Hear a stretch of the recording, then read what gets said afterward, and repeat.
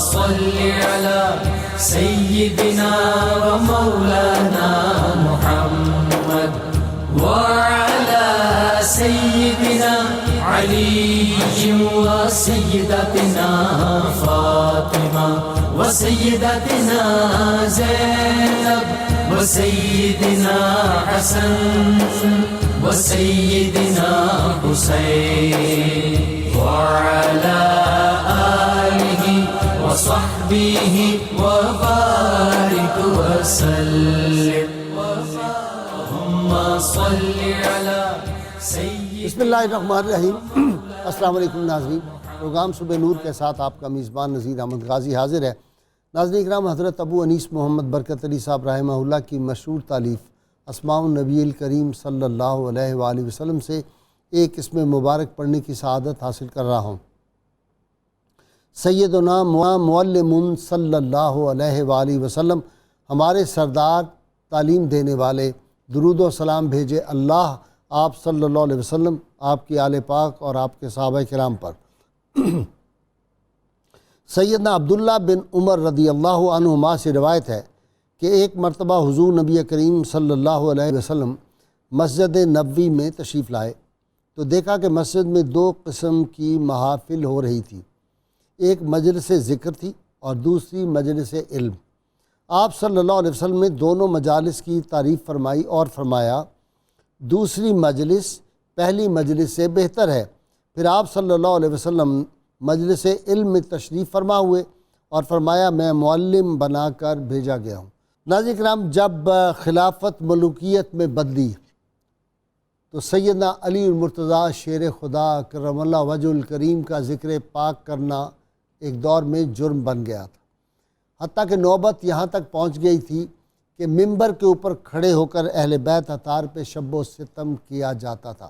اور سیدنا صدیق اکبر رضی اللہ تعالیٰ عنہ جس حدیث کے راوی ہیں، ایمان جو ہے اس کو ایک جلا ملتی ہے وہ سن کے کہ انہوں نے عرض کیا کہ حضور سید عالمین صلی اللہ علیہ وسلم کی بارگاہ اقدس میں موجود تھا تو آپ نے ارشاد فرمایا علی کے چہرے کو دیکھنا عبادت ہے. جب سیدنا علی کو یہ معلوم ہوا تو سیدنا علی نے فرمایا میری محبت اور شیخین کا بغض کسی مومن کے دل میں جمع نہیں ہو سکتا. صحابہ کرام کی یہ باہمی محبت اور الفت تھی.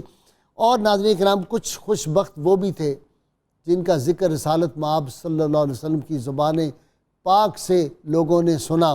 ان میں سے یہ ایک ہستی.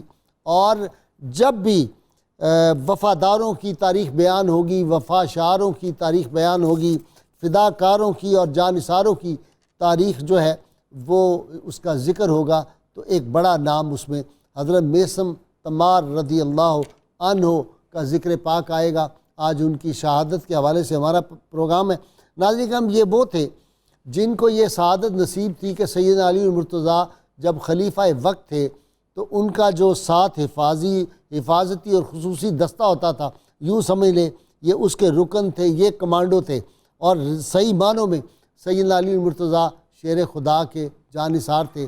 اور ان کے بارے میں سیدنا علی المرتضیٰ شیر خدا نے پیش گوئی فرما دی تھی پہلے ہی ایک جگہ سے گزرتے ہوئے کہ یہ درخت ہے جس کے نیچے ایک دن آئے گا اور میری محبت کی وجہ سے تمہیں یہاں پھانسی پہ لٹکا دیا جائے گا اور تم اتنے روز تک اس پھانسی پہ لٹکے رہو گے، پھر تمہاری ناک سے، تمہارے منہ سے تازہ خون جو ہے وہ نکلے گا، پاک خون تمہاری زبان سے نکلے گا. ناظرین کرام، پھر تاریخ نے دیکھا کہ جب حضرت میثم تمار رضی اللہ تعالیٰ عنہ کے بارے میں پتہ چلا اس دور کے ظالم حکمران کو کہ یہ سیدنا علی المرتضیٰ شیر خدا کی تعریف اور اہل بیت اطہار کی محبت میں ان کی زبان رطب اللسان رہتی ہے، اس جگہ فوری ان کو گرفتار کیا جائے. ابن زیاد نے آرڈر کر دیا آگے اور ان کو، یہ مدینہ منورہ میں گئے ہوئے تھے اور واپس ان کو منگوایا. جب یہ آئے تو یہ خود جرت کے ساتھ ابن زیاد کے سامنے جا کے پیش ہو گئے. اس جگہ پتہ چلا تم علی مرتضیٰ شیر خدا جو ہیں ان کی تعریف بیان کرتے ہو، تم تبرہ کرو میرے سامنے، ان کی شان میں گستاخی کرو. انہوں نے کہا یہ زبان تو ہر وقت بنی اس لیے ہے، اللہ نے عطائی کی ہے کہ یہ اہل بیت اطہار کی شان بیان کرے. سیدنا علی مرتضیٰ کی انہوں نے شان بیان کرنی شروع کر دی. اس نے کہا لے جاؤ اور اس کو جا کے الٹا لٹکا دو. 2 دن تک الٹا لٹکائے رکھا. اس کے باوجود یہ سیدنا علی المرتضیٰ شیر خدا کے فضائل بیان کرتے رہے۔ سیدنا علی المرتضیٰ شیر خدا نے ان کو تعلیم دی تھی، اور اللہ تعالیٰ نے ان کو بڑا حافظہ دیا تھا، بڑے عالم تھے، بڑے فصیح اللسان تھے، زبان میں بڑی تاثیر تھی، لہن داؤدی تھی، قرآن حکیم کی جب تلاوت کرتے تھے کیا خوبصورت اللہ نے آواز دی تھی۔ 2 روز تک جب ابن زیاد نے پتہ کیا کہ کیا حالت ہے اس کی، اسے معافی مانگی کہ نہیں مانگی، علی کی شان میں گستاخی کی کہ نہیں کی، انہوں نے کہا جی وہ تو پہلے سے بھی بڑھ کے سیدنا علی المرتضیٰ شیر خدا کے اور اہل بیت اطہار کے فضائل بیان کرتا ہے۔ اس نے کہا پھر اب ان کو شہید کر دو، ان کو سولی پہ چڑھا دیا گیا، ان کو شہید کر دیا گیا۔ تو سیدنا میثم تمار رضی اللہ عنہ کی شہادت کے حوالے سے میرے ساتھ شریک گفتگو ہیں آج ہمارے ملک کے بہت بڑے اسکالر ہیں، نوجوان اسکالر، کئی کتابوں کے مصنف ہیں، علامہ محمد احمد برکاتی صاحب میرے ساتھ ہیں، اور ان کے ساتھ روحانی شخصیت اور ادیب ہیں پیر قمر شکور احمد صاحب۔ ابتدا کر رہا ہوں جناب علامہ برکاتی سے۔ جی حضرت میثم تمار رضی اللہ تعالیٰ کا تعارف۔ بسم اللہ الرحمن الرحیم۔ غازی صاحب، دنیا کے اندر کچھ چیزیں ایسی ہوتی ہیں جو وہبی ہوتی ہیں اور کچھ کسبی ہوتی ہیں، اور کچھ چیزیں ایسی ہوتی ہیں پہلے وہبی ہوتی ہیں پھر اس کو کسبی میں بھی تبدیل کر دیا جاتا ہے۔ وہبی اللہ تعالیٰ کی عطا ہوتی ہے، سرکار دو عالم علیہ السلام کا انتخاب ہوتا ہے، کسی اولو العزم شخصیت کی دعا کی رہن منت ہوتی ہے، اور کسبی جو ہے وہ اپنی محنت کے ساتھ۔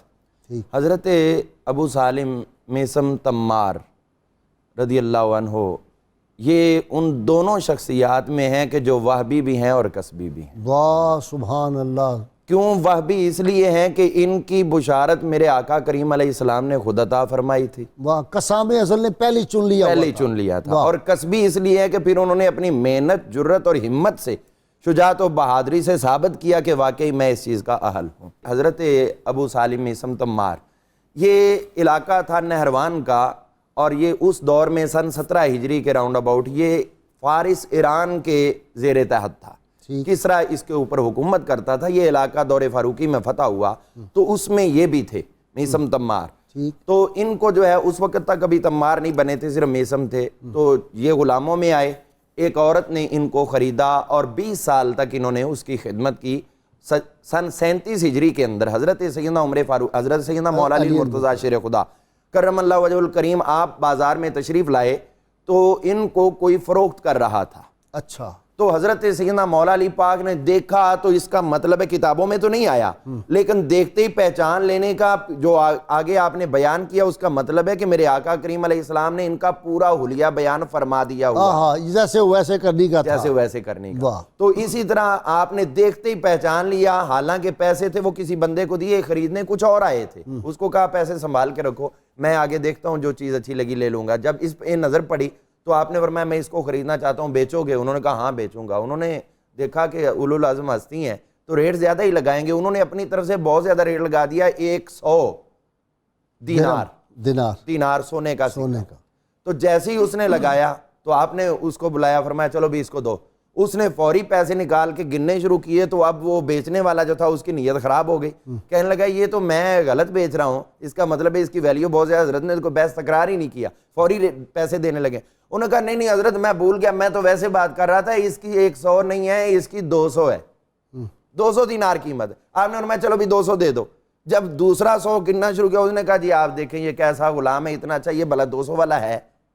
تو آپ نے فرمایا، پھر اس نے کہا جی یہ 300 کا ہے۔ آپ نے فرمایا چلو 100 اور ملا دو۔ اب جب اس نے دیکھا بھی کام تو بہت تیز جا رہا ہے، انہوں نے کہا جی دیکھیں میں تو اس کو بیچنا نہیں چاہتا تھا، میرا تو یہ تھا وہ تھا، بڑی اس کی تعریفیں کر، کہتے ہیں یہ اتنے کا نہیں، آپ نے لینا تو 400 سے کم نہیں دوں گا۔ بڑا بے ایمان تھا، ہر بات پہ بدل رہا ہے۔ اور حضرت مولا علی پاک فوری طور پر اس کو بات سنی، فرمایا چلو اس کو 400 ہی دے دو۔ تو اب فوری طور پر یہ ہوا جیسے ہی 400 لیں گے، پھر اس کو خیال ہے یار تھا تو 100 میں بھی زیادہ، اب یہ 400 کہیں اب میں بولا نا تو کہیں یہ نہ ہو پیسے لے کے واپس چلے جائیں اور میرا گاہک مارا۔ انہوں نے کہا 400 وصول کیا اور لے لیا۔ آپ لے کے آ گئے، آپ نے پھر اس سے بات کی، فرمایا تیرا نام کیا ہے؟ اس نے کہا میرا نام سالم۔ آپ نے فرمایا نہیں، تو وہ نام بتا جو تیرے باپ نے تیرا نام رکھا ہے۔ تو وہ کہنے لگا حضرت میں تو شروع سے سالم ہی ہوں، میں جس قبیلے کی خدمت گزاری میں رہا ہوں بنی اسد کا، تو میرا نام یہی چل رہا ہے۔ فرمایا نہیں، مجھے رسول اللہ صلی اللہ علیہ وسلم نے خبر عطا فرمائی تھی، تیرا نام سالم نہیں ہے بلکہ تیرے باپ نے تیرا نام میثم رکھا ہے، لہٰذا میں تجھے وہی نام لوٹاؤں گا جو میرے آقا کی زبان سے ادا ہوا ہے۔ آج سے تیرا نام میثم ہے، اور رہا تو سالم کے نام سے مشہور ہے، اب یہ ہم تمہیں کنیت دے رہے ہیں تم سالم بھی ساتھ رکھو اور میسم بھی چلے گا، ابو سالم میسم تمہارا نام ہوگا۔ تو اس طرح یہ حضرت کی خدمت میں پہنچا اور 3 سال تک مسلسل حضرت مولا علی پاک رضی اللہ عنہ کی خدمت خاص میں رہا۔ آپ نے اس کو علوم و عرفان عطا کیے، کیونکہ سلیکٹیو آدمی تھا تو لہٰذا آپ کی توجہ بھی اس پہ بہت زیادہ ہوتی تھی، اور یہاں تک ہوتا تھا کہ حضرت مولا علی رضی اللہ عنہ جب شہر سے باہر کہیں تشریف لے کے جاتے تو اس کو بھی ساتھ لے کے جاتے، کوئی اور ہوتا نہ ہوتا اس کو، بلکہ ایک دفعہ مسجد، یہ صحیح کمانڈو تھا، جانثار تھا نا جی، اور پیش گوئی کس ذات پاک نے کی ہوئی تھی؟ سبحان اللہ۔ مسجد جوفا کوفہ سے باہر ایک جگہ تھی، آپ وہاں تشریف لے گئے، یہ بھی ساتھ تھا، آپ نے 4 نفل ادا کی اور پھر بڑی طویل عاجزی کے ساتھ دعا کی، اور جب دعا سے فارغ ہوئے تو آپ باہر جانے لگے، ایک لکیر کھینچ دی، فرمایا ادھر رک جانا، اس سے آگے نہ آنا، میں آگے جا رہا ہوں، جو کچھ کروں گا میں واپس آؤں گا۔ کچھ دیر گزری، اس کے ذہن میں شک آیا کہ کوئی آپ کو نقصان نہ پہنچا دے۔ اب وہ حدود قیود بھی ٹوٹ گئیں، کیونکہ اس کو اپنی جان سے زیادہ، اپنے مقام سے زیادہ حضرت مولا علی پاک رضی اللہ عنہ کی حفاظت جو تھی وہ ان کے حرز جان تھی۔ تو یہ جیسے ہی فوری طور پر وہاں پہنچا تو دیکھا کہ حضرت مولا علی پاک رضی اللہ عنہ ایک کنواں ہے، اس کے اندر کھڑے ہوئے ہیں، اور اس کے اندر یوں لگ رہا ہے جیسے کچھ چیزیں پھینک رہے ہیں، اپنے سینے سے کچھ ڈال رہے ہیں۔ تو یہ حیرت میں پڑ گیا، حضرت یہ فرمایا میں نے تجھے روکا تھا ادھر رکنا، آگے کیوں آئے؟ نے کہا حضرت میں نافرمان نہیں ہوں، لیکن آپ کی جان کا خطرہ مجھے محسوس ہوا تو مجھ سے ہو نہیں سکا، رہ نہیں سکا، میں فوری آ گیا ہوں۔ تو آپ یہ کیا فرما رہے ہیں؟ فرمایا اللہ تعالیٰ نے میرے سینے میں ایسے اسرار و رموز رکھے ہوئے ہیں کہ جو دنیا میں کوئی برداشت کرنے والا نہیں ہے۔ اللہ، میرے اسرار و رموز، اور یہ جو بزرگان دین سے شروع سے بات چلی آ رہی ہے اور آپ کا اپنا فرمان بھی جس میں ہے کہ پورا قرآن پاک جو ہے فاتحہ میں اور بسم اللہ میں اور با میں اور نقطہ آپ ہیں، وہ یہاں پہ بات آ رہی ہے۔ آپ نے فرمایا ایسے اسرار و رموز ہیں جو کوئی لینے کے قابل نہیں ہے، اس دنیا کے اندر سنبھال نہیں سکتا ان کو، تو اس لیے میں وہ آتا ہوں یہاں پہ جگہ کھودتا ہوں، اس جگہ پہ کھڑا ہو جاتا ہوں اور وہ آ کے زمین کی سپرداری میں کر جاتا ہوں۔ تو اس طرح یہ انہوں نے منظر دیکھا اور منظر دیکھا۔ حضرت مولا علی پاک رضی اللہ نے سب سے بڑی چیز ان کو قرآن پاک کی تفسیر سکھائی، سبحان اللہ۔ حالانکہ مفسر قرآن بڑے تھے، حضرت عبداللہ بن عباس رضی اللہ عنہ، اتنے بڑے، جن کو سرکار کی دعا تھی اللہم علمہ البیان وفقہہ فی الدین، ان کو یا اللہ قرآن کی تفسیر سکھا دے۔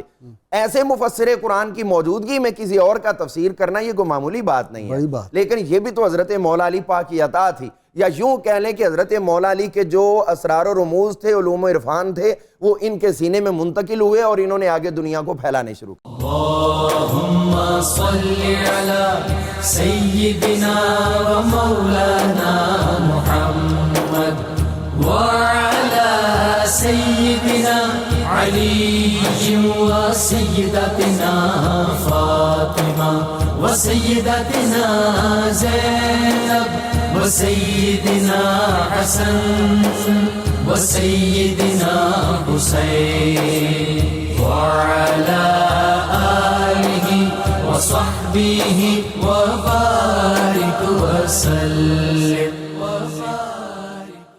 اللهم صل على سيدنا ومولانا محمد وعلى سيدنا علي وسيدتنا فاطمة وسيدتنا زينب وسيدنا حسن وسيدنا حسين وعلى آله وصحبه وبارك وسلم۔ ان کی صحبت میں جی، ان کی نگاہوں میں جو آ جاتا ہے اور پھر نگاہ خاص جن پہ پڑ جائے وہ تو پھر ذروں کو آفتاب بنانے والے ہیں۔ بسم اللہ الرحمن الرحیم۔ بہت خوبصورت آپ نے آغاز فرمایا اور ابتدائیہ ارشاد فرمایا، اس میں جو حدیث حضرت ابوبکر صدیق رضی اللہ تعالیٰ عنہ کے حوالہ سے آپ نے ارشاد فرمائی، حضرت پیر نصیر الدین کی منقبت کے 2 شعر میں پیش کر کے پھر اس سے ایک مطلع اور ایک مقطع دونوں میں ہی احادیث کا بیان ہے۔ واہ، کیوں عقیدت سے نہ میرا دل پکارے یا علی، واہ، کیوں عقیدت سے نہ میرا دل پکارے یا علی، جس کے ہیں مولا محمد اس کے ہیں مولا علی، واہ واہ واہ، سبحان اللہ۔ اور مقطع دیکھیے، جن کے چہرے پر نظر کرنا عبادت ہے نصیر، واہ، جن کے چہرے پر نظر کرنا عبادت ہے نصیر، وہ حدیث مصطفیٰ کی روح سے ہیں مولا علی۔ واہ واہ واہ، سبحان اللہ، سبحان جی۔ چونکہ حضرت میثم تمار رضی اللہ تعالیٰ عنہ حضرت امیر المومنین مولا علی مرتضیٰ کے واقف راز اور خاص آپ کے صحبت میں رہنے والے غلام ہیں، اور علوم اور اسرار باطن جو ہیں ان کا حضرت مولا علی مرتضیٰ آپ سے ذکر کیا کرتے تھے۔ جس طرح سیدنا ابو ہریرہ نے فرمایا تھا جی کہ 2 علوم مجھے عطا ہوئے ہیں، دوسرا بتاؤں تو میری گردن کٹ جائے، گردن کٹ جائے، یہ وہ والے علوم تھے۔ جی وہ علوم تھے۔ اب ہم اگر دیکھیں تو قرآن حکیم اس بارے میں ہماری رہنمائی فرماتا ہے کہ جس طرح شریعت مقدسہ کے علوم ہیں، فقہ کا، حدیث کا، تفسیر کا علم ہے، اسی طرح ایک علم باطن بھی ہے۔ سورہ کہف میں ارشاد ہوتا ہے حضرت خضر علیہ السلام کے واقعہ میں، فَوَجَدَ عَبْدًا مِّنْ عِبَادِنَا آتَيْنَاهُ رَحْمَةً مِّنْ عِنْدِنَا وَعَلَّمْنَاهُ مِن لَّدُنَّا عِلْمًا، بس انہوں نے پا لیا ہمارے بندوں میں سے ایک بندہ خاص کو جسے ہم نے اپنی رحمت سے حصہ دیا ہے اور علم لدنی، علم باطن سے علم عطا فرمایا ہے۔ یہ آیت مبارکہ اس بات کی غمازی کر رہی ہے کہ جس طرح شریعت مقدسہ اور احکامات ظاہرہ اور اس پر فقہا اور محدثین اور مفسرین اپنا کام کر رہے ہیں، اسی طرح حضور علیہ السلام کے فیض یافتگان میں اور حضرت مولا علی مرتضیٰ کے فیض یافتگان میں ایسی شخصیات موجود تھیں جن کی نظر جو ہے وہ اسرار کے علوم پر تھی، اور وہ واقف اسرار الہیہ تھے۔ آصف بن برقیہ کے پاس بھی یہی علوم برقیہ تھے۔ کے پاس ان علوم کا کچھ حصہ تھا۔ یہ قدرت مزاج بناتی ہے۔ آپ صلی اللہ علیہ وسلم فرمایا نا کہ آصف بن برقیہ کے پاس ایک حصہ تھا ان علوم کا، اور علی کے پاس 73 کے 73 حصے۔ دانائی اور حکمت کے 73 حصے۔ یہ قدرت مزاج بناتی ہے۔ کسی کا مزاج جو ہے وہ کسی کام کے لیے ہوتا ہے، فطرت خود بخود کرتی ہے لالے کی ہنا بندی۔ نظام کائنات جو ایک چلانا ہوتا ہے، مختلف طبیعتیں، مختلف ہر طبیعت کا اپنا ذوق ہوتا ہے۔ صحیح۔ جیسے آپ نے ارشاد فرمایا کہ یہ کمانڈو تھے اور رازدار تھے، اور علامہ صاحب فرما رہے تھے کہ باوجود وہ لائن کھینچنے کے آپ آگے اس غرض سے چلے گئے کہ کوئی آپ کو نقصان نہ پہنچائے۔ یہ کمال وفا ہے، اور یہ آپ کی وفاداری ہے، اور آپ کا حضرت مولا علی مرتضیٰ کی حفاظت کے نقطہ نظر سے اپنی جان کی پرواہ نہ کرنا۔ حضرت میثم کے ساتھ حضرت مولا علی مرتضیٰ کو کتنی محبت تھی، اس کا اندازہ اس بات سے لگایا جا سکتا ہے کہ آپ کھجوریں فروخت کرتے تھے، شاپ تھی، اسی نسبت سے آپ کو تمار کا لقب آپ کے نام کا حصہ بنا۔ تمر اس کو کھجور کو کہتے ہیں۔ حضرت مولا علی مرتضیٰ بسا اوقات جامع مسجد کوفہ سے نکلتے اور جا کر ان کی دکان پر رونق افروز ہو جاتے، اور وہاں بیٹھ اس کی کر قسمت پہ پھر ناز کیوں نہ کرے عرش والے بھی، وہاں بیٹھ کر آپ ان کو اسرار جو تھے وہ تعلیم فرماتے، کیونکہ وہ بھی حصول رزق حلال کا ایک ذریعہ تھا، اس لیے ان کا وقت ضائع کرنے کی بجائے کرم فرماتے۔ اور یہ کریم اور لجپال ہستیوں کی شان ہوتی ہے کہ جو اہل لوگ ہوتے ہیں ان کے لیے یہ کتنے شفیق اور مہربان ہو جاتے ہیں۔ اور پھر کھجوروں کی تجارت جو ہے وہ اپنے محبوبوں کو کراتے ہیں۔ سیدنا بلال حبشی سے بھی کرائی تھی، بے شک جی، اور جو اجوا ہے یہ انہی کا ہی کرم ہے، انہی کا۔ اور حضرت وہ بسا اوقات کوئی کام ہوتا تو حضرت میثم کو اس کام کے لیے بھیج دیتے۔ ایک دفعہ ایک دلچسپ بات پیدا ہوئی کہ ایک شخص آیا، اس نے کچھ کھجوریں لیں، اور کھجوریں لینے کے بعد اس نے درہم جو تھا وہ کھوٹا یعنی اچھا نہ تھا، وہ سکہ دے دیا۔ جب وہ لے کر چلا، جناب امیر المومنین علیہ السلام نے دیکھا، ملاحظہ فرمایا تو وہ سکہ صحیح نہیں تھا۔ آپ نے فرمایا چلیں کھجوریں بھی ایسی ہی نکلیں گی۔ وہ شخص گیا اور جا کر اس نے ایک کھجور چکھی تو وہ کڑوی نکلی، اور وہ واپس آ گیا۔ اس نے کہا جی کھجوریں کڑوی ہیں۔ آپ نے فرمایا جیسا سکہ تھا ویسی کھجوریں ہیں، یہ لو اپنا سکہ لے جاؤ۔ تو یہ اس طرح کی کرم نوازیاں آپ کے حال پر آپ فرمایا کرتے تھے۔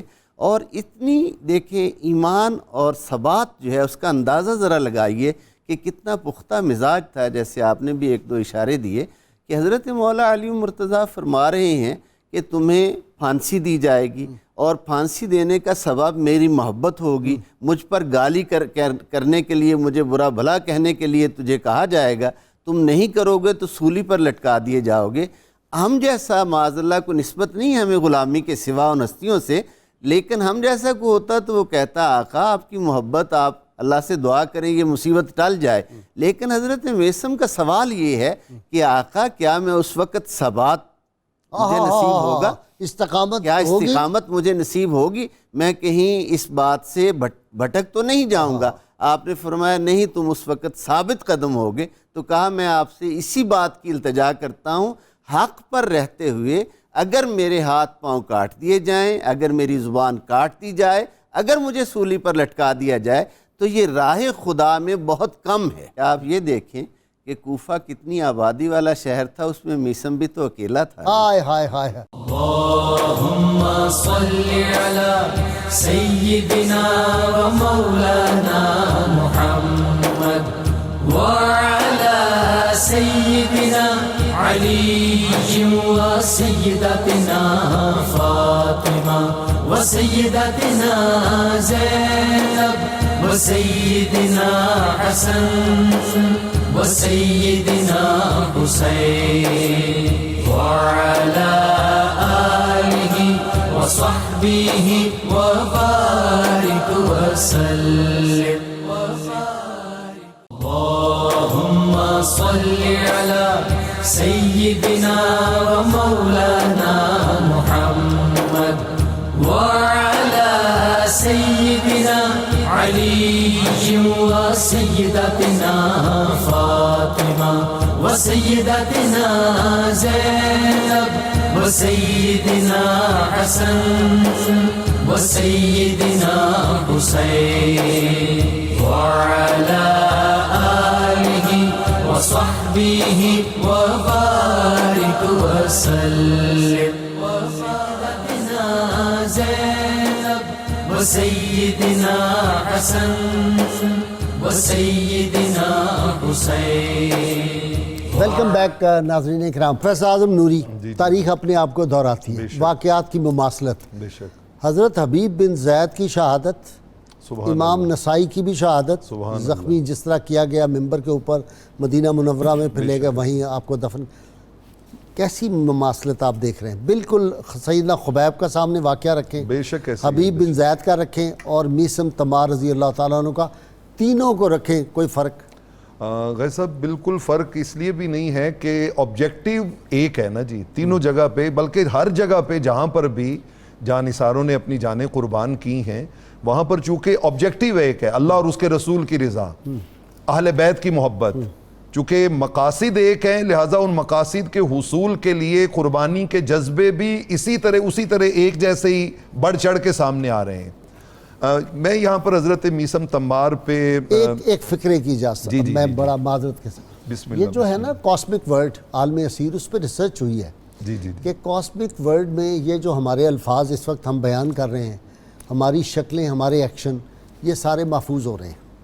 بالکل صحیح ہے۔ اور یہ جو واقعات تھے، یہ اہل اللہ جو ہیں، جس طرح جامی صاحب نے ایک پروگرام میں بھی یہ میری تائید کی تھی کہ یہ سارے واقعات اولیاء کے اور یہ واقعہ کربلا، یہ سب موجود ہیں، جو اہل نظر ہیں وہ آج بھی اسی طرح دیکھ رہے ہیں جس طرح ایپلنگ ہو رہی ہے۔ ٹھیک ہے نا جی؟ بالکل ایسے ہی ہے، بالکل ایسے ہی ہے۔ اور قرآن مجید فرقان حمید میں بھی آپ دیکھیے کہ انبیاء اکرام علیہ السلام کے جو حالات و واقعات بیتے تھے، اللہ رب العالمین انہیں حضور علیہ السلام کو یوں یاد کرواتا تھا کہ جیسے وہ ابھی آنکھوں کے سامنے ہو رہے ہیں۔ الم تر کیف، الم تر کیف فعل ربک بعاد، او سبحان اللہ، پھر سبحان اللہ، وَإِذْ قَالَ رَبُّكَ لِلْمَلَائِكَةِ إِنِّي جَاعِلٌ فِي الْأَرْضِ خَلِيفَہ، مطلب وہ سارے واقعات جو ہے وہ اسی طرح اللہ بیان کرتا ہے کہ جیسے ابھی آنکھوں کے سامنے نظر آ رہے ہیں۔ میں غازی صاحب یہاں پر حضرت میسم تمار رضی اللہ تعالیٰ عنہ کو ایک خاص علم عطا کیا گیا تھا، میں اس کا پس منظر عرض کرنا چاہوں گا۔ آپ کی کھجور کی شاپ تھی اور لاسٹ ایئر کوفہ میں ان گلیوں سے گزرنے کا موقع ملا اور آپ کے مزار اقدس پہ حاضری ہوئی، اکٹھے آپ کی معیت میں، تو آپ یقین جانیے کہ وہاں پہ عجیب و غریب قسم کے احساسات و جذبات تھے کہ یہی وہ گلیاں، یہی وہ دکانیں۔ حضرت میسم تمار رضی اللہ تعالیٰ عنہ اپنی شاپ پہ ہوتے تو حضرت علی شیر خدا سے اگر ان کی محبت تھی تو آپ کو بھی ان سے بے پناہ محبت تھی۔ سبحان اللہ، یعنی ہیڈ آف دی اسٹیٹ، لو بیگیٹس لو، لو بے شک، ہیڈ آف دی اسٹیٹ ایک آدمی کی شاپ پہ آتا ہے اور وہاں گھنٹوں بیٹھا رہتا ہے اور اس سے بات چیت کرتا رہتا ہے اور اس کو کہتا ہے کہ تمہیں کوئی کام ہے تو کر رہا ہو، تمہاری جگہ پہ شاپ کی معاملات کو میں واچ کرتا ہوں۔ ایک دن آپ اسی طرح حضرت علی شیر خدا رضی اللہ تعالیٰ عنہ سے عرض کرتے ہیں کہ حضور مجھے ایک کام ہے تو میں جانا چاہتا ہوں، تو آپ نے فرمایا تم جاؤ، میں شاپ پہ بیٹھا ہوں۔ حضرت میسم تمار چلے گئے، حضرت علی شیر خدا دکان پہ بیٹھے ہیں تو ایک فقیر آیا اور اس نے آ کر کہا کہ اللہ کے نام پہ کچھ دو۔ اب جس سے مانگا جا رہا ہے وہ کتنی بڑی ہستی. آپ نے فرمایا یہ ساری کھجوریں اٹھاؤ لے جاؤ اللہ کے نام پہ, سب کچھ دے دیا. قرآن مجید نے ان کے دینے کو اپنا مضمون بنایا ہے. وَيُطْعِمُونَ الطَّعَامَ عَلَىٰ حُبِّهِ مِسْكِينًا وَيَتِيمًا وَأَسِيرًا انما نطعمکم لوجہ اللہ لا نرید منکم جزاء ولا شکورا. اللہ نے ان کی سخاوت اور ان کے کرم کو اپنے قرآن کا مضمون بنایا, سب کچھ دے دیا. سبحان اللہ. حضرت میثم تمار پلٹ کے آئے, دیکھا دکان خالی پڑی ہے, تو اولاً تو خوش ہوئے کہ آج تو بہت جلد جو ہے وہ ساری کھجوریں بک گئی ہیں, تو اب باقی دن جو ہے وہ مل گیا اور کاموں کے لیے. تو آپ نے پوچھا حضور وہ کھجوریں بک گئیں؟ آپ نے فرمایا بکی تو نہیں ہے, ایک بندہ آیا تھا تو اس نے اللہ کے نام پہ مانگا تھا تو میں نے ساری اس کو دے دی ہے. اب دیکھیے کہ جو بڑے لوگوں کی تربیت اور صحبت میں رہتے ہیں ان کے مانگنے کے انداز بھی بڑے ہوتے ہیں. سبحان اللہ. عرض کی حضور اگر اسے اللہ کے نام پہ دیا ہے تو مجھے بھی کچھ اللہ کے نام پہ عطا فرمائے, مجھے بھی اللہ کے نام پہ عطا فرمائے. کیا حسن طلب, حسن طلب, بے شک حسن طلب. حضرت علی شیر خدا رضی اللہ تعالیٰ نے اپنا دست اقدس آپ کے سینے پہ رکھا, اور سینے پہ رکھنے کے بعد آپ کو فرمایا کہ میں تمہیں علم المنایا والبلایا کا علم عطا کرتا ہوں. علم المنایا والبلایا یہ ایک بہت بڑا علم ہے, علم کی برانچیز میں سے ایک بہت بڑی برانچ ہے. یہ ہے کہ مستقبل میں ہونے والی آزمائشوں, تکلیفوں, دکھوں اور انسان کی موت کب اور کن حالات میں ہونی ہے اس کا علم عطا کرنا. یہی سبب ہے کہ حضرت میثم تمار رضی اللہ تعالیٰ عنہ کو علم المنایا والبلایا چونکہ بارگاہ ابو تراب سے نصیب ہوا تھا, سو آپ اکثر لوگوں کے حالات و واقعات, ان کی موت کے, مستقبل میں آنے والے, وہ پہلے ہی بیان کر دیا کرتے. اچھا جی ڈاکٹر صاحب سے ذرا پوچھ لیں. جی غازی صاحب, بنیادی طور پر آپ نے بڑی خوبصورت بات فرمائی کہ حضرت میثم تمار رضی اللہ تعالی عنہ, ایک صوفیہ نے قاعدہ لکھا ہے الارواح جنود مجندۃ.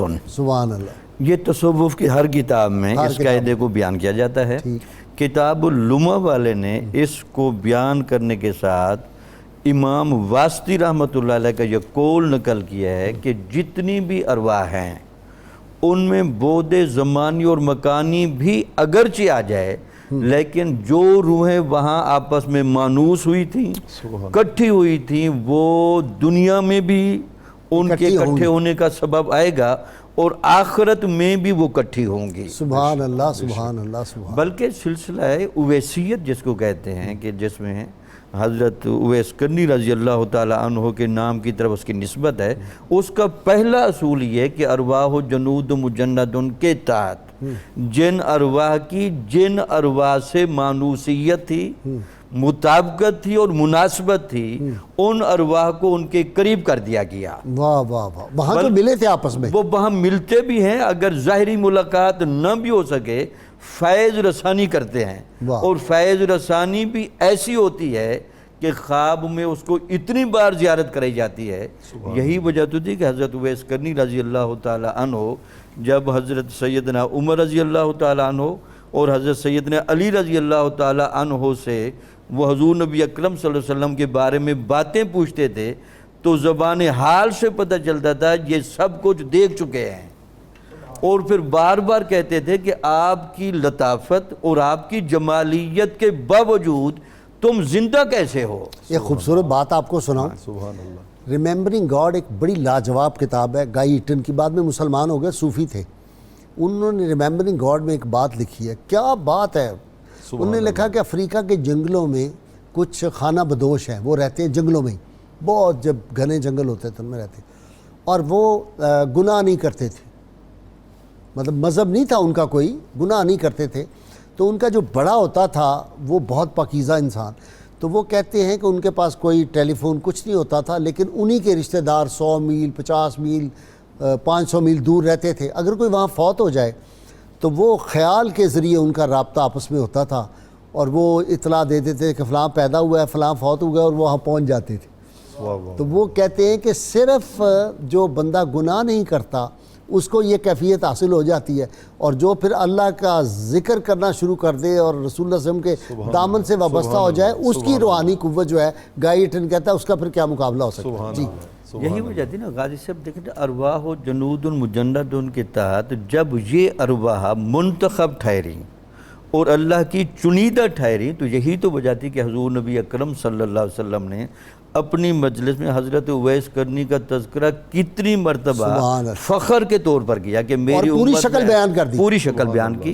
اور یہی کیفیت حضرت میثم تمار رضی اللہ تعالیٰ عنہ کی ہے، چونکہ آپ کے علم میں تھا کہ ان کا زیادہ رابطہ حضرت علی رضی اللہ تعالیٰ عنہ سے ہوگا، تو آپ نے حضرت علی رضی اللہ تعالیٰ عنہ کو ان کی تمام چیزیں بیان کی تھیں، سبحان اللہ، حتیٰ کہ ان کا نام تک بھی بیان کیا. سبحان اللہ سبحان اللہ سبحان اللہ. اس سے غازی صاحب اندازہ لگائیں. دوسرا حضرت تمار رضی اللہ تعالیٰ عنہ کی اگر ہم قربانی کی طرف جائیں، دین اسلام میں چیزیں ہوتی ہیں دو، ایک تو ہوتی ہیں تعلیمات، ٹھیک دوسرے تعلیمات کے مطابق ڈھلی ہوئی شخصیات. ٹھیک، تو وہ جو دین کے مطابق ڈھلی ہوئی شخصیات ہوتے ہیں ان کو بھی شاعر اللہ سمجھا جاتا ہے، اچھا، یہ بھی شاعر اللہ کے درجے میں آتے ہیں. اسی وجہ سے تصوف کی کتابوں میں اولیاء کے وجود کو اور ان سے اوپر انبیاء کے وجود کو باقاعدہ شاعر اللہ میں سمجھا جاتا ہے. اللهم صل على سيدنا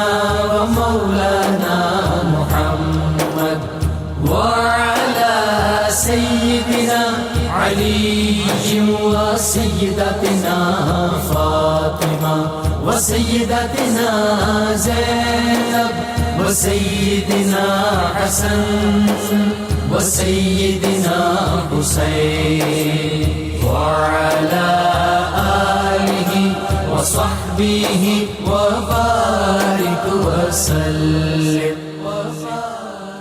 اللهم صل على سيدنا ومولانا محمد وعلى سيدنا علي وسيدتنا فاطمة وسيدتنا زينب وسيدنا حسن وسيدنا حسين وعلى آله وصحبه وبارك وسلم. جی جاوید غازی صاحب، صاحب بنیادی طور پر یہ جو مناجہ اور بلایا کی علم کی صلاحیت حضرت علی رضی اللہ تعالیٰ عنہ کی صحبت سے ملی اور دینے سے ملی، اور اس کی وجہ سے آپ کو غیب دانی پر اور دور تک دیکھنے پر جو رسائی حاصل ہو گئی. عام طور پر لوگ ان کو نہ سمجھنے کی وجہ سے انکار کرتے ہیں. میں کہتا ہوں کہ اس کی ایک دو دلیلیں میں گزارش کر دوں. اتقوا من فراست المومن کا ہے، فَإِنَّهُ يَنْظُرُ بِنُورِ اللَّهِ. دوسرا قرآن کیا ہے؟ لا يَمَسُّهُ إِلَّا الْمُطَهَّرُونَ. قرآن کے ظاہر کو تو بغیر وضو کے نہ چھوا جائے، لیکن قرآن کا باطن اور حقیقت تمہارے ہاتھ میں نہیں آئے گی جب تک اندر کی طہارت نہ ہو. اللہ، تو لہٰذا حضرت علی رضی اللہ تعالیٰ عنہ کی صحبت میں رہ کر حضرت میثم تمار رضی اللہ تعالیٰ عنہ کو باطنی طہارت اتنی حاصل ہو گئی تھی کہ وہ قرآن کی حقیقت تک چلے جاتے تھے، سبحان اور ان کو قرآن کی تفسیر کا اتنا درک تھا کہ حضرت ابن عباس رضی اللہ تعالیٰ عنہ جیسے حبر حاضح الامہ ترجمان القرآن ہو کر بھی ان کے نکات کو لکھتے تھے. واہ، مفسر قرآن تھے یہ. مفسر قرآن ہو کر ان کے یہ خود بڑے مفسر قرآن تھے. غازی صاحب دوسرا آپ دیکھیں کہ جیسے حضرت علی رضی اللہ تعالیٰ عنہ حضرت میثم کو یہ چیزیں دیں، ویسے حضرت ابو ہریرہ رضی اللہ تعالیٰ عنہ کو حضور نبی اکرم صلی اللہ علیہ وسلم نے علم کی دو چیزیں دی، دو پیالے عطا فرمائے، اور آپ کہتے تھے کہ ایک تو وہ ہے جس کو میں بیان کرتا ہوں، دوسرا اگر میں بیان کروں تو تم میری گردن اڑا دو. اچھا، اس پر محدثین نے عجیب کلام کیا کہ وہ کون سا علم تھا جس کی وجہ سے آپ نے یہ کہا؟ وجہ یہ ہے کہ یہ جو باطنی اسرار و رموز کا علم ہے، اس کا پہلا قاعدہ تو یہ ہے کہ جب کسی آنے والے بندے کو ولی دیکھتا ہے، یعنی آپ کے بلایا اور منایا میں یہ کمال مہارت کی دلیل تھی. پھر آپ نے دیکھا کہ جیسے حضرت امام حسین علیہ السلام کا بھی آپ نے بتایا کہ وہ اس طرح آئیں گے اور اس طرح ان کو تکالیف دی جائیں گے اور ان کو درجہ شہادت پر لے جایا جائے گا. پھر اس کے بعد ان کی اگلی گہرائی دیکھیں کہ حضرت میثم رضی اللہ تعالی عنہ نے جب لٹکنے کے بعد، جیسے ڈاکٹر نوری سے فرما رہے تھے، لٹکنے کے بعد جب ان کی زبان نہیں کاٹی گئی، پہلے لگام لگائی گئی، لیکن جب دیکھا کہ لگام کے باوجود بھی وہ فضائل حضرت علی رضی اللہ تعالیٰ عنہ اور فضائل بنی ہاشم سے باز نہیں آ رہے، تو ان کے پاس زبان کاٹنے کے علاوہ کوئی چارہ نہ رہا۔ اچھا پھر دیکھیں مناسبت چیک کریں، یہی وہ داڑھی مبارک ہے جو ان کی زبان کاٹنے سے تر ہوئی ہے، اسی داڑھی مبارک کو پاکیزہ اور خوبصورت جو خوشبو لگانے کی سعادت ان کو حضرت ام سلمہ رضی اللہ تعالی عنہ کے غلام کے ہاتھوں ملی تھی۔ جب حضرت میثم رضی اللہ تعالیٰ حج کے موقع پر گئے تو آپ کو پتہ ہے کہ یہ صالحین جو لوگ تھے یہ ملتے تھے، تو حضرت ام سلمہ کے سامنے جب یہ آئے تو ان کا نور بتاتا تھا کہ نہیں یہ منتخب آدمی ہیں۔ تو آپ نے پوچھا کہ آپ کون ہیں، آپ کا نام ہیثم ہے؟ ان کا نہیں، میرا نام ہیثم نہیں میثم ہے۔ تو آپ نے فرمایا کہ آپ کے بارے میں حضور نبی اکرم صلی اللہ علیہ وسلم حضرت علی رضی اللہ تعالیٰ عنہ کو خصوصی طور پر ذکر آپ کا کرتے تھے اور وصایا بتاتے تھے۔ آپ آگے ہیں میرے، آپ نے خوبصورت خوشبو منگوائی اور خوشبو آپ کی داڑھی پر لگوائی، تو آپ نے پوچھا امی جان اتنی کرم فرمائی کی کیا وجہ ہے؟ تو آپ نے فرمایا کہ میں نے خود حضور نبی اکرم صلی اللہ علیہ وسلم سے سنا ہے کہ آپ اس خانوادہ کی دفاع میں جس جرأت و بہادری کا مظاہرہ کریں گے اور آپ کی جب زبان کٹے گی تو یہاں شہادت کے قطرے لگیں گے۔ پروفیسر آپ کا بہت شکریہ، جامی صاحب آپ کا بھی، اور پروفیسر ایوب بھٹی کا پیش کی شکریہ۔ ناظرین کرام، کتاب الشفا سے پیٹ درد کا علاج ہے۔ اگر کسی شخص کو پیٹ میں تکلیف ہو تو سورۃ المنافقون پڑھ کر پانی پر دم کر کے پلائیں، انشاءاللہ پیٹ کا درد ختم ہو جائے گا۔ شرط یہ ہے کم از کم 11 مرتبہ اول و آخر کوئی بھی درود پاک جو آپ کو آتا وہ ضرور پڑھیں۔ سیدنا علی المرتضیٰ شیر خدا فاتح خیبر ارشاد فرماتے ہیں، جو شخص صرف دنیا جمع کرنے میں لگا رہتا ہے وہ قیامت کے دن نہایت غم میں مبتلا ہوگا۔ ناظرین کرام، اللہ کریم سے دعا ہے اللہ تعالی ہمیں حضور رحمت کونین صلی اللہ علیہ وسلم کی غیر مشروط محبت اور لامحدود وفاداری نصیب فرمائے۔ جی پروفیسر ایوب بھٹی۔ حضرت میثم نبی کی آل کے سچے غلام، حضرت میثم نبی کی آل کے سچے غلام، حشر تک زندہ رہے گا حضرت میثم کا نام، حشر تک زندہ رہے گا حضرت میثم کا نام۔ مصطفیٰ کے تھے صحابی، مرتضیٰ پر تھے فدا، مصطفیٰ کے تھے صحابی، مرتضیٰ پر تھے فدا،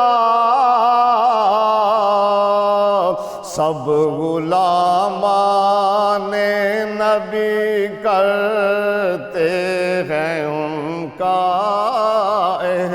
احترام، سب غلامان نبی کرتے ہیں ان کا احترام۔ راہ حق میں جان لٹا کر پائی اعلیٰ زندگی، راہ حق میں جان لٹا کر پائی اعلیٰ زندگی، مل گیا میثم کو اہل عشق میں اعلیٰ مقام، مل گیا میثم کو اہل عشق میں اعلیٰ مقام، حب آل مصطفیٰ ساجد عطا